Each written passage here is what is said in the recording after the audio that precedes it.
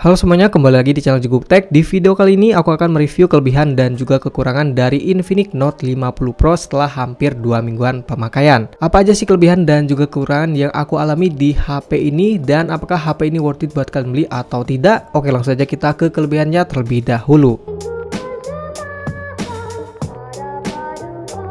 Oke, untuk kelebihan yang pertama yang aku rasain dari HP ini yaitu dari segi build quality-nya, guys. Nah, untuk build quality-nya ini mantap banget ya, karena untuk frame-nya ini udah menggunakan frame metal, guys, alias aluminium. Jadi ini udah mantap banget. Dipegang itu berasa solid, berasa kokoh, berasa mewah, dan juga berasa dingin ya, karena udah pakai metal untuk frame-nya. Soalnya di harga sini kayaknya nggak ada ya HP yang menggunakan frame metal. Paling itu di Samsung Galaxy A55 yang harganya di 5-6 jutaan. Jadi ini mantap banget, guys. Kemudian untuk backdoornya ini sayangnya masih pakai plastik ya, tapi untungnya ini untuk plastik ini termasuk plastik yang kokoh, solid gitu ya.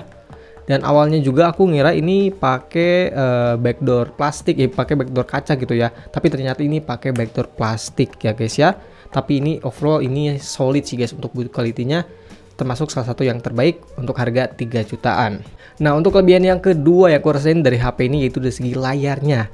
Nah, di sini aku suka banget sih ya untuk layar dari Infinix Note 50 Pro ini, karena udah pakai layar AMOLED, resolusinya ini udah Full HD Plus 144 Hz berukuran 6,78 inci, dan untuk brightness-nya ini di 1300 nits. Jadi untuk kualitas layarnya ini udah gak usah diraguin lagi ya. Ini udah termasuk bagus, warnanya cukup gonjreng, detailnya juga cakep ya, untuk nonton, untuk sosial media, untuk gaming ini udah sangat-sangat puas, guys, untuk masalah layarnya. Dan untuk kecerahan di bawah sinar matahari juga ini masih cukup kelihatan ya, ini udah oke banget lah. Kemudian untuk bezel layarnya juga ini termasuk tipis banget, guys. Di harga segini ini salah satu yang tertipis sih, guys. Tuh, ini bisa kalian lihat di sini, ini termasuk yang hampir simetris ya. Tuh, untuk bezel layarnya atas bawah ini tipis banget.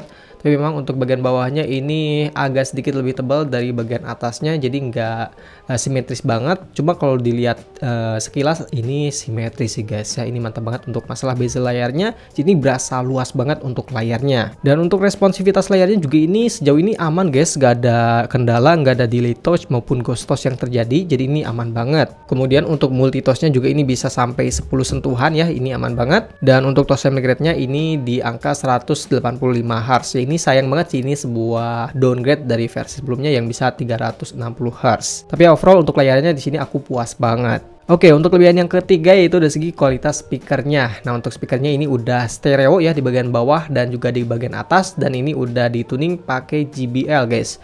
Jadi untuk kualitas suaranya termasuk bagus ya di harga segini. Kalian coba dengar dan nilai aja sendiri di sini.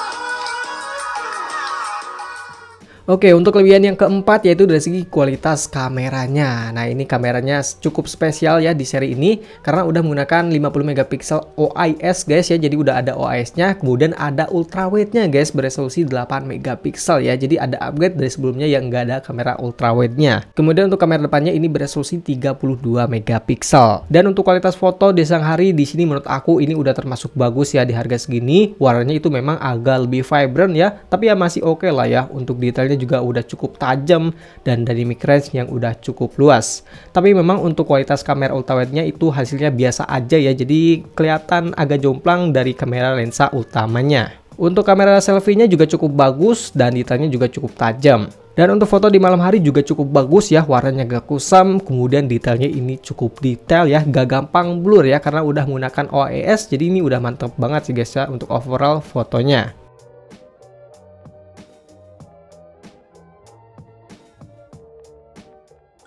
Oke, ini dia untuk perekaman dari Infinix Note 50 Pro di resolusi 1080 di HFPS ya.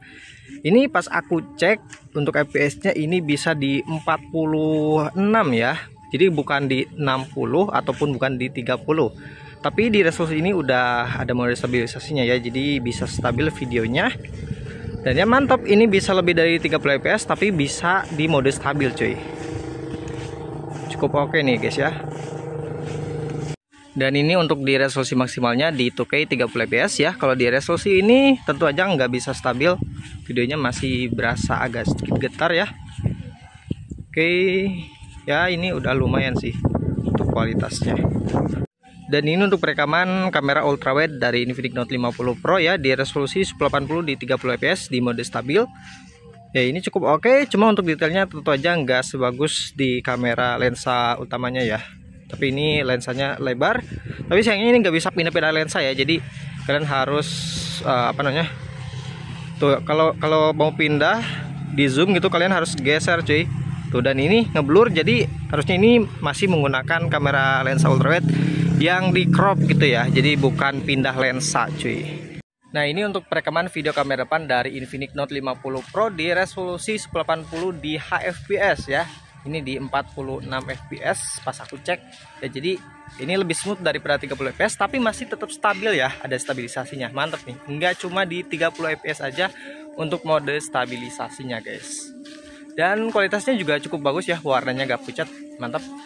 Nah, kemudian untuk kelebihan yang kelima yaitu dari segi performanya. Untuk chipsetnya ini pakai Helio G100 Ultimate guys, dengan RAM 8/256 GB. Dan untuk skor Antutunya ini di angka 434 ribuan poin ya, standarnya Helio G100. Dan untuk storage space-nya juga ini bisa tembus sampai 54 ribuan poin ya. Ini udah kencang banget ya, udah menggunakan UFS kepala 2. Untuk performa sehari-hari menurut aku Helio G100 itu udah cukup ya, udah enak. Apalagi pakai UFS, jadi ini berasa cukup sat-set ya, buka-buka aplikasi ini termasuk yang cepat guys, gak ada kendala sama sekali ya. Di sini aku cukup suka ya untuk performa dari HP ini. Dan yang paling aku suka itu dari sektor suhunya yang termasuk adem ya. Jadi ini gak gampang panas guys. Dan untuk gaming pun ini termasuk yang adem, yang paling adem mungkin ya untuk sekelas Helio G100. Nah di sini aku udah tes ya, main game Mobile Legends itu bisa di settingan super ultra di 90 fps ya. Dan untuk gameplaynya ini cukup oke, cukup lancar. Walau memang kalau ada war gitu ini bakal ada sedikit frame drop, dan fps rata-ratanya itu di angka 83,8 fps, dan suhunya ini cukup adem ya, di angka 40,2 derajat doang. Kemudian untuk game PUBG Mobile ini bisa disettingan smooth ultra ya, mentok di 40 fps aja, dan ini lancar stabil di 40 fps, drop paling di sekitaran 38 gitu ya.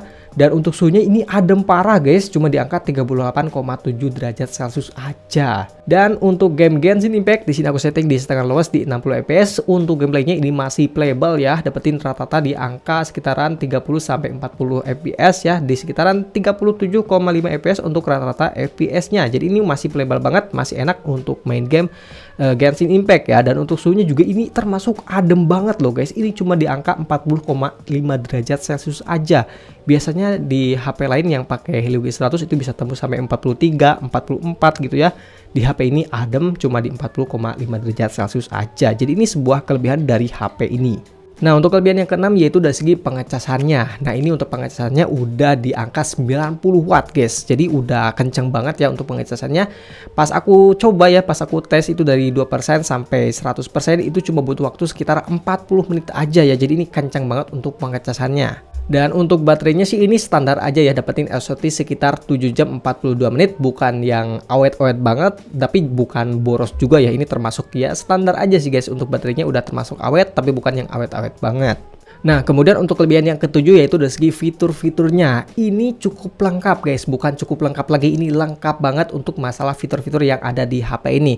Yang pertama itu ada NFC, tentunya ini ada ya NFC di sini ada. Kemudian udah ada sertifikasi IP64 ya, jadi kalau kehujanan ini masih aman harusnya. Dan di sini juga ada heart rate sensor ya, ini sensor pengukur detak jantung dan juga oksigen dalam darah ya. Jadi ini oke banget nih. Kemudian untuk fingerprintnya udah under display, ada always on display walaupun cuma beberapa detik doang. Kemudian ada IR blaster, jadi ini bisa untuk remote, dan juga di sini ada LED notifikasi. Kemudian HP ini udah support wireless charging ya, yang outputnya itu bisa sampai 30 watt ya. Ini mantap banget, fitur yang biasanya ada di HP-HP flagship tapi ada di HP cuma harga 3 jutaan aja.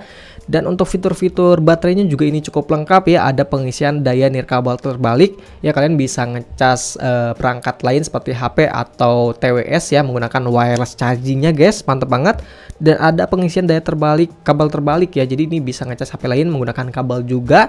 Dan di sini ada bypass charging guys ya, fitur yang sangat-sangat berguna buat main game dan lain-lain. Dan tambahan untuk penangkapan sinyalnya di unit aku ini aman ya, normal, jadi nggak ada masalah sama sekali.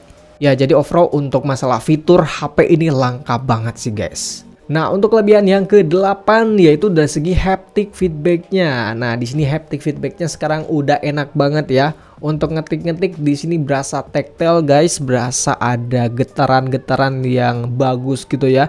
Ini udah sekelas HP-HP yang udah berasa mahal gitu ya untuk haptic feedback atau getaran haptiknya ini berasa enak, bukan getaran yang kasar guys. Tuh ini, wah ini salah satu hal yang mungkin sepele tapi menurut aku pribadi ini sangat penting untuk user experience penggunaan ya, karena kalau aku pakai HP itu wajib yang pakai haptic feedback yang bagus gitu ya. Kalau haptic feedbacknya jelek buat ngetik juga gak enak guys.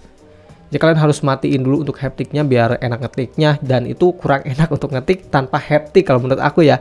Kalau ada haptic feedback yang enak kan ini enak banget untuk ngetik, berasa tactile gitu, berasa menggunakan keyboard asli. Nah, untuk kelebihan yang ke-9 yaitu dari segi paket pembeliannya. Nah, di sini kita harus apresiasi kepada Infinix ya, karena di paket pembeliannya bukan cuma kepala charger dan juga kabel data ya, itu pastinya ada guys, tenang aja, nggak seperti Samsung dan iPhone gitu ya.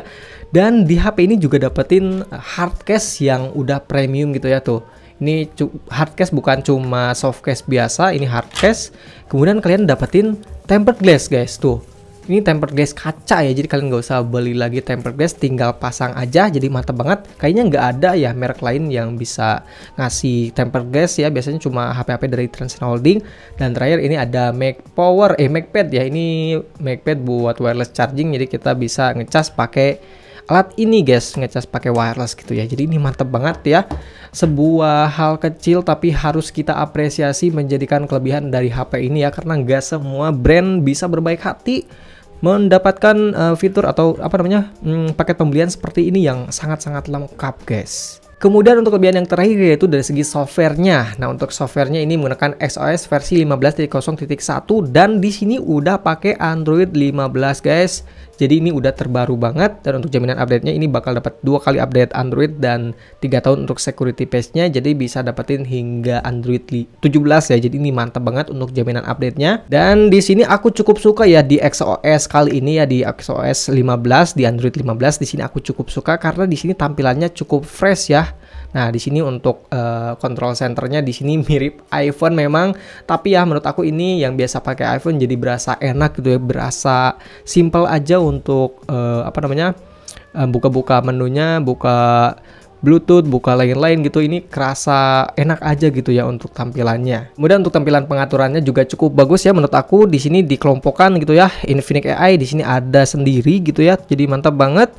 Kemudian di sini ada fitur spesial, pencahayaan halo aktif, dan ya lain-lainnya itu cukup oke lah ya untuk tampilan atau UI-nya. Dan untuk animasinya juga di sini cukup bagus ya, karena ada animasinya tuh ya, pas kita scroll ininya control panelnya ini ada animasi gitu ya. Jadi ini berasa cukup smooth ya untuk UI-nya menurut aku. Ya walaupun memang untuk buka-buka aplikasi gitu masih ada ya sedikit-sedikit nge-lag dikit gitu ya, tapi ya itu nggak terlalu masalah ya.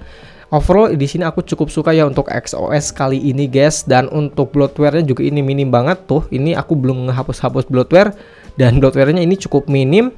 Jadi ya menurut aku cukup oke. Kemudian untuk iklannya sejauh ini aku belum nemu iklan sih di HP ini ya. Jadi buat kalian pengguna HP ini dan nemuin iklan, kalian komen aja di kolom komentar ya. Tapi sejauh ini aku buka file manager, buka ganti-ganti wallpaper, buka tema juga, ini gak ada iklan yang aku alami guys ya. Jadi ya itu aja sih ya. Overall ini oke lah untuk masalah softwarenya, walaupun bukan yang terbaik. Oke, kita lanjut bahas kekurangan dari HP ini ya. HP ini nggak sempurna guys, ada beberapa kekurangan yang aku mungkin kurang suka ya.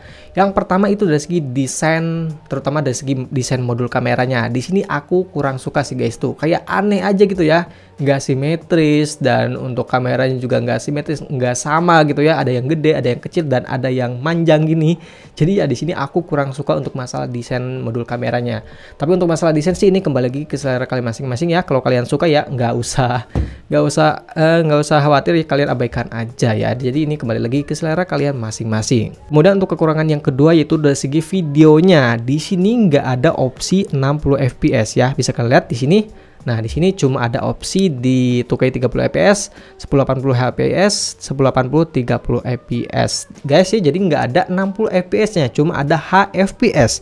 Jadi kenapa Infinix gak nulis 60 fps tapi HFPS? Karena FPS-nya memang nggak bisa tembus sampai 60 fps, cuma di sekitaran 45 sampai 48 fps ya. Jadi ini nggak bisa 60 fps, cuma di HFPS yang mentoknya itu cuma di 45 fps. Ya mungkin itu agak lebay sih guys, tapi ya tetap aku masukkan kepada kekurangannya ya, karena mungkin dari kalian yang suka ambil video di 60 fps ya mungkin ini menjadi kekurangan buat kalian guys, karena nggak bisa di 60 fps, cuma mentok di 45 fps. Kemudian kekurangan yang kedua itu dari segi lensanya itu nggak bisa pindah-pindah ketika ngerekam guys. Walaupun di resolusi 1080 30 fps nggak pakai nggak pakai stabilisasi, ini nggak bisa pindah tuh ya, nggak bisa pindah tuh ya. Padahal di Tecno Camon 40 itu bisa pindah-pindah lensa ya di resolusi 1080 tanpa adanya stabilizer. Di Tecno itu bisa, di HP ini nggak bisa ya, cukup disayangkan sih guys ya, itu aja. Kemudian untuk kekurangan yang ketiga ini mungkin dari segi chipsetnya guys, karena ini chipsetnya masih pakai Helio G100 ya. Mungkin dari kalian banyak yang udah muak dengan Helio G100, Helio G99, udah bosen gitu ya. Mungkin ini bisa menjadi kekurangan karena di harga 3 juta kalian udah bisa mendapatkan chipset yang lebih ngebut gitu ya, misalnya Poco X7 gitu ya, itu kalian harus nambah sih, tapi kan untuk performanya atau chipsetnya itu lebih bagus gitu ya. Tapi ya menurut aku itu nggak terlalu masalah sih ya, karena performanya ini masih cukup oke dan juga adem guys. Kemudian untuk kekurangan yang keempat yaitu dari segi konektivitasnya yang masih 4G. Jadi untuk jaringan SIM-nya ini masih 4G, belum 5G. Jadi buat kalian yang butuh 5G ya kalian skip sih HP ini. Kemudian untuk kekurangan yang keempat yaitu dari segi jack audionya ini nggak ada guys. Jadi untuk lubang jack audio di sini nggak ada ya, di bagian atas, di bagian bawah, samping juga nggak ada ya. Jadi buat kalian yang suka pakai handset yang pakai jack audio ini bisa menjadi masalah sih, kalian harus beli lagi adaptor gitu ya. Tapi ya ini kekurangan yang bukan kurang banget sih. Kemudian untuk kekurangan yang terakhir yaitu HP ini nggak ada slot untuk micro SD ya. Jadi cuma dual SIM aja tanpa micro SD ya. Buat kalian yang butuh micro SD ya HP ini kurang cocok buat kalian gitu ya. Tapi ya lagi-lagi ini cuma kekurangan minor sih cuy. Oke, mungkin itu aja untuk kelebihan dan juga kekurangan dari Infinix Note 50 Pro. Ya menurut aku HP ini lebih banyak kelebihannya daripada kekurangannya guys ya. Jadi jelas ini worth it banget buat kalian beli. Apalagi untuk build quality-nya ini mantap, layarnya cakep, performa masih oke, kamera juga cukup bagus, ada ultrawide. Ya overall di sini aku cukup suka sih dengan HP ini. Cukup all-rounder sih guys HP ini guys ya. Jadi ini cukup menarik, cukup worth it buat kalian beli, apalagi kalau kalian dapetin harga di bawah 3 juta ini sangat-sangat worth it buat kalian beli. Paling HP ini nggak cocok buat kalian yang pengen gaming maksimal gitu ya, mending kalian ambil aja Poco X7 ya yang performanya itu lebih oke. Tapi ya overall ini kembali lagi ke kebutuhan dan juga ke selera kalian masing-masing. Tapi menurut aku HP ini jelas worth it banget buat kalian beli. Terima kasih telah menonton, jumpa lagi di video berikutnya.